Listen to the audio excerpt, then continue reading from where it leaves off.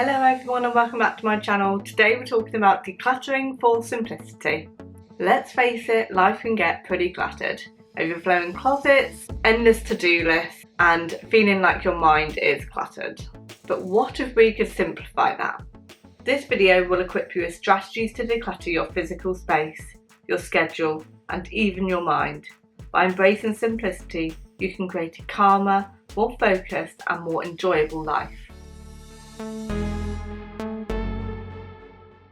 Simplicity is the one thing that I was aiming for when I started decluttering. The simplicity of being able to tidy up quickly, to clean easily, and to not feel like my environment was overwhelming. And it just meant that I had time free for much more enjoyable things like catching up with friends and doing activities. So let's start by talking about decluttering your physical space. A cluttered space can lead to a cluttered mind, and that is definitely how I felt when I had a lot of stuff in my home. Let's dive in and talk about decluttering strategies that can help you with the overwhelming and overflowing drawers and cabinets. First up, you want to focus in on functionality. So take a pair of shoes for example. Do you use it regularly? Does it make life more enjoyable or easier? Have a look at them. Are they good enough condition? Are you likely to wear them? Have you got a combination of outfits that would suit and mix and match with these items? Think about your usage. I can honestly say I probably haven't worn these for the last year. I've gone to other items. I've got other boots that I go to. So realistically, am I going to use it? Ask yourself those key questions. How functional is it? If it's taking up space and you're not using it, then it is also wasting space. These shoes, for example, I don't quite like the look of them when they're on anymore, and they're quite uncomfortable. So actually, am I likely to wear them again? I know that I've worn these a lot in the past, and even though they have that little bit of sentimental value, they are no longer functional in my life anymore. I don't use them, so it's time to let them go. Now let's talk about the one-touch rule.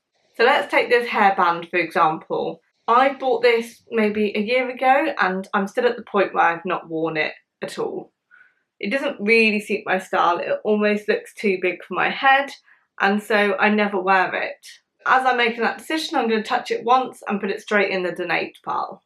The one touch rule is designed as a way of avoiding that maybe pile. It's about making those decisions and being more decisive about items as you declutter.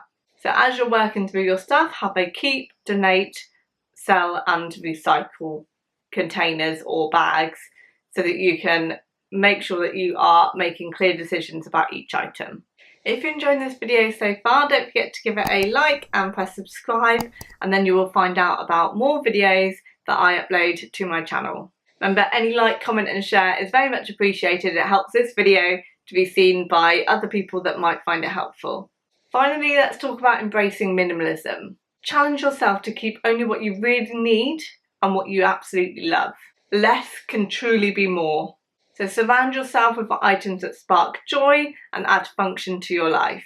Remember, decluttering is about creating a space that reflects your needs and brings you peace. So don't be afraid to let go and embrace a more minimalist lifestyle. Now let's talk about decluttering your schedule. Feeling overwhelmed by commitments can be really quite draining. So here's how we can simplify it. First things first, prioritization is key. Not all tasks are equal and they don't all have the same value or weight, so you've got to pick out the most important things first. So identify those important things for each day, each week and each month. Think about your work deadlines, think about personal goals, and map these out and regularly review them. It's really important that you're able to review things as new things come in so that you can readjust your prioritizations. And once you know your priorities, be ruthless. Don't be afraid to say no to other things that come your way. Keep your priorities fixed and in your eye line. Remember, it's okay to set boundaries and protect your time. Another strategy is to boost your efficiency. Batch those similar items together. So batch things together like making phone calls or answering emails so that you're doing it in one go and you're more likely to be in the zone and to get quicker at it than flicking between different items and different activities. That will also help with saving some of that mental and cognitive overload. If you're trying to do multiple things at once, it can get quite overwhelming for your brain. But if you're focusing in on one particular task but do it over and over, you can get really efficient and really in the zone with it. And another great strategy is to schedule some downtime. If you have too much planned within your day, you're not going to have that opportunity for periods of rest throughout. And they're really key for boosting efficiency as well. You should only do short blocks of work and make sure that you have rest in between those. Make sure you schedule times for hobbies and exercise, or simply doing nothing. If you're well rested, you're more likely to be really productive when you do work. So it's finding that balance between the two. So by batching items together, making sure you've got downtime, and prioritising ruthlessly, you can really streamline your schedule. Remember, the less you have in your schedule, the more calm and structured and stress-free your daily life is going to be. Finally, let's talk decluttering your mind. Mental clutter can be a major source of stress. It can be really overwhelming thinking about lots of different things within your home, or if you have lots going on. So here are some strategies to help create a calmer mind for your daily life. And these are things that I have been practicing quite religiously for the last few months, and it really has made a difference to my daily outlook, my take on different situations, and how I approach things if they might have been something that could cause a problem or stress. I actually respond to things in a much calmer and more strategic way. So I feel like I have better control over my emotions and my understanding, and I just feel like I have more mental capacity for the things that I want to think about. So the first thing I do is I practice mindfulness and I meditate. So I do meditations, I do deep breathing exercises, and spend a lot of time in nature. I like going for walks, and I'm always quite mindful of just kind of being in the zone and just appreciating what's around me, taking in the colours of the leaves, the sunlight, and listening to the bird song. I really try and appreciate the things that are in the here and now, because that was something that I always overlooked. I was always looking at the destination, not the journey that I was going on. So anytime I was going for a walk, I was really focused about where the end is and how I'm getting to the end. And actually now I really enjoy that journey, and I really take it in, and I'm quite solitude and quite calm with it. And that really does help me relax and learn to fully switch off, rather than just walking for the sake of it or walking for a purpose. I will just do aimless walks or wanders. And deep breathing exercises have been really good for calming my energy, and I just feel like I have better strengths, better control of things. Like I'll always look to do breathing exercises in moments of stress, and it really does help me to reset quite quickly. Another strategy is to limit screen time. I have most notifications turned off. The only notifications I get are for messages and for calls. Any apps, all the notifications are off, because I don't like having that constant noise and that constant feeling like I need to respond to things in an immediate manner, where actually messages and calls are the only ones that are really worth looking at as soon as I can. Other things can wait until I click into the app and I have mental capacity ready to deal with that situation.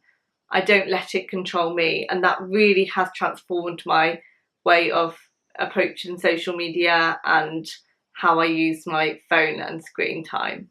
And trying to reduce down the amount of doom scrolling that you do can really make a difference to how focused you are. Sometimes it can be overwhelming when you're looking through all these things. You start comparing, you start desiring things or wanting different things. It changes your mindset in quite a powerful way, more than you realise. And actually, the less screen time you have, the more that you will be focused in the present and enjoying that and appreciating that. And the last tip is about journaling. So I don't do a full daily diary, but that might be something that you really enjoy or will really help you to understand your emotions. I feel like I've got to a point where I do understand and process things as I go, or I give myself moments at the end of the day to process things. So what I do on a daily basis is a gratitude journal, And this is where I write down 3 things that I appreciate, what would make the day great. I then put an affirmation, and then at the end of the day, as you can see here, I then reflect on what went well and what I've learnt. And I just find that's just enough to kind of keep me positive, keep me appreciating things, and it helps me to notice things that maybe I don't always notice. I don't have pressure on myself to find new things every day, but I just want to appreciate the things that for me are important that day or have been important the day before. So it just helps me to focus on positivity, and it really has made me feel a lot calmer and more appreciative of the things I have and where I'm at. So remember, decluttering is a journey, not a destination. You want to be really simplifying and enjoying that journey so you can really be present in the moment. Start small, be patient with yourself, and celebrate that progress as you go. By decluttering your physical space, your schedule, and your mind, you can create a calmer, more focused, and more enjoyable life. If you have any of your own decluttering tips for simplicity, leave a comment below. And don't forget to like and subscribe if you want to see more videos about decluttering, minimalism, and my no spend year. And I shall be back for more videos soon. Take care, bye.